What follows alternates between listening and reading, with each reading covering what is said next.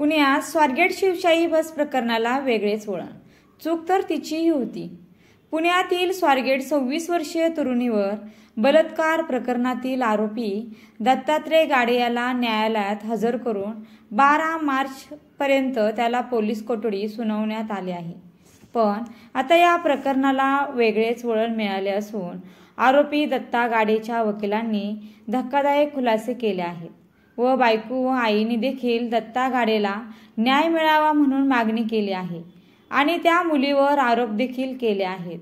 स्वारगेट बस स्थानकात 26 वर्षाची पीडित मुलगी आणि दत्ता गाडे यांची ओळख एका महिन्यापूर्वी झालेली होती. दत्ता गाडे याने तिच्यावर कोणतीही जबरदस्ती केलेली नसून ती पीडित मुलगी स्वतः त्याच्यासोबत त्याच्या मागे गेल्याचा दावा दत्ता गाडेच्या वकिलांनी केला आहे. वकिलांच्या म्हणण्यानुसार बसमध्ये जाण्याआधीच त्या 26 वर्षाच्या पीडित मुलीने दत्ता गाडेकडून 7,500 रुपये कॅश घेतले होते. एवढेच नव्हे तर त्या ठिकाणी एका एजंटचीही उपस्थिती असल्याची माहिती आरोपींनी वकिलांना दिली आहे. दत्ता गाडे यांच्या वकिलांचा दावा आहे की दोघांमध्ये पैशाच्या देवाणघेवाणीवरून भांडण झालं आणि त्यानंतर तरुणीने दत्ता गाडेवर असा आरोप लावला.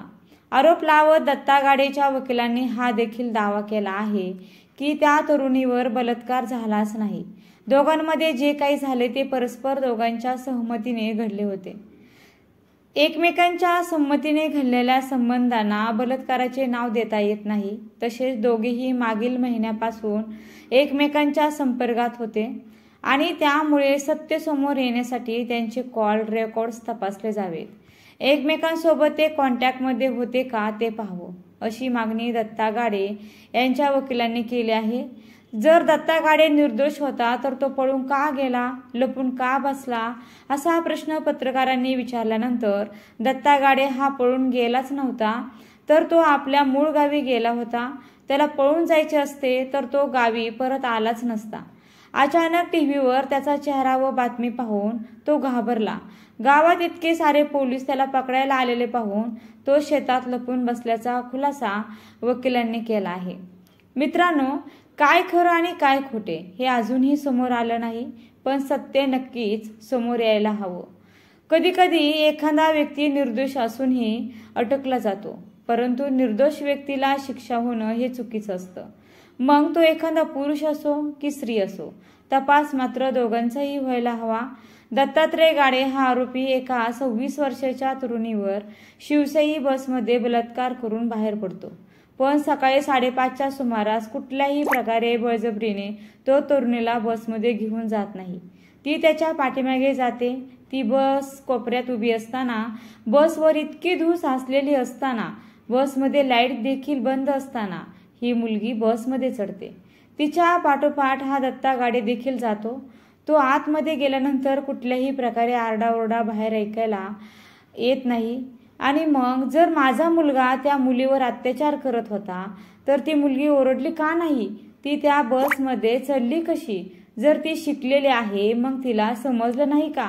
सकाळी तर आजूबाजूला किती वर्दळ होती, मग तिने मदत का मागितली नाही? हा प्रश्न दत्ता गाडेच्या आईने विचारलेला आहे. ती जर त्याच्यासोबत बोलताना दिसत आहे, त्याच्या मागे गेली कशी? त्याच्या पाठीमागे लगेच बसमधून उतरले आहे. तिच्यासोबत जर हे सगळं वाईट घडलं तर तिने बाहेर आल्यावर लगेच कुणाला काही ना काही सांगितलं का नाही? माझा मुलगा जर गुन्हेगार असेल तर त्याला शिक्षा होणं महत्वाचं आहे. पण जर त्याने काहीच केलं नसेल, दोघांच्या संमतीने झालं असेल तर त्याला शिक्षा होणं योग्य नाही, असंही दत्ता गाडे याच्या आईने म्हटलेलं आहे. त्याचबरोबर दत्ता गाडेच्या बायकोनेही एका मुलाखतीत म्हटलं आहे की जर माझा नवरा या मुलीवर जबरदस्ती करत होता तर तिच्या अंगावर जखमा असायला हव्या होत्या. तिचे कपडे कुठे फाटलेले आहेत का हे नीट तपासायला हवं. आणि माझा नवरा बसमधून उतरल्याबरोबर ती मुलगी देखील बसच्या बाहेर लगेच पडली.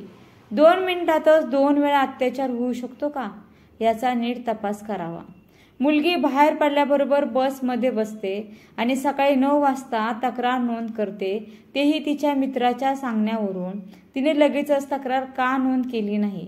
तिने लगेच 100 नंबरवर फोन करून पोलिसांची मदत घ्यायला हवी होती ना.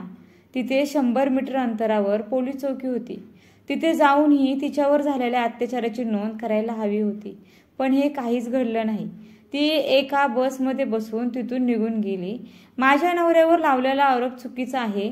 दोघंही व्यक्तीच्या साईटने नीट तपास व्हावा, दोघांचीही चौकशी करावी, तसेच मेडिकल चेकअप करावा आणि तेव्हाच काय खरं आणि काय खोटं हे ठरवावं, असंही दत्ता गाडे यांची बायको म्हटलेली आहे. खरं तर असा प्रश्न बऱ्याच लोकांना पडलेला आहे, ही मुलगी त्याच्या पाठीमागे का गेली? शिकलेली असून देखील ती असं का वागली? यावर तपास अधिकारी काय म्हटले हेही पहा. ही घटना सकाळी 5:45च्या सुमारास घडली. दत्ता गाडेने गोड बोलून ताई म्हणत 15 वर्षापासून मी इथे काम करतोय सांगत आणि आज बस दुसरीकडे लागणार आहे म्हणत या तरुणीचा विश्वास संपादन केलेला आहे. इतकंच नाही तर बस लवकर जाणार आहे म्हणून काही लोक आतमध्ये झोपले आहेत असं सांगून दत्ता गाडे या तरुणीला बसमध्ये घेऊन गेला.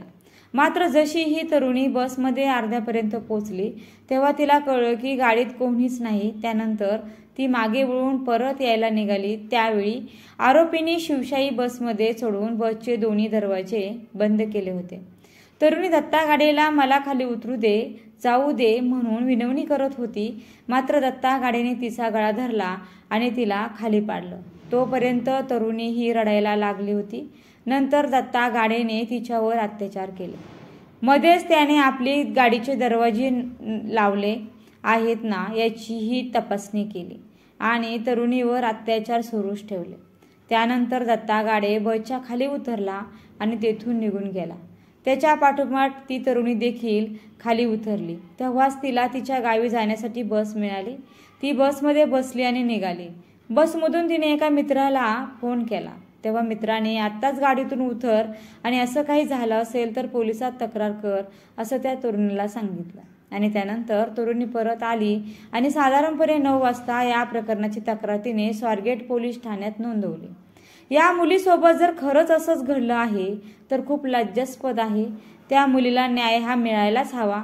परंतु दत्ता गाडे याने वकिलांना जे सांगितले ते खरं असेल तर खरंच या दोघांच्या सहमतीने जर असा झालं असेल तर चुकी कोणाची, या मुलाची की मुलीची? आणि जर तिच्या मर्जीनं हे सगळं झालं असेल तर तिने पोलीस स्टेशनमध्ये जाऊन त्याच्या विरुद्ध तक्रार का बरे नोंद केली? खूपच गुंतागुंतीची केस झाली आहे. पण मित्रांनो, तुम्हाला या केसबद्दल काय वाटत आहे? तुमच्या मनात असेच प्रश्न निर्माण होत आहेत का? ते कमेंटमध्ये नक्की कळवा. आणि व्हिडिओला लाईक, शेअर आणि चॅनलला सबस्क्राईब करायला विसरू नका.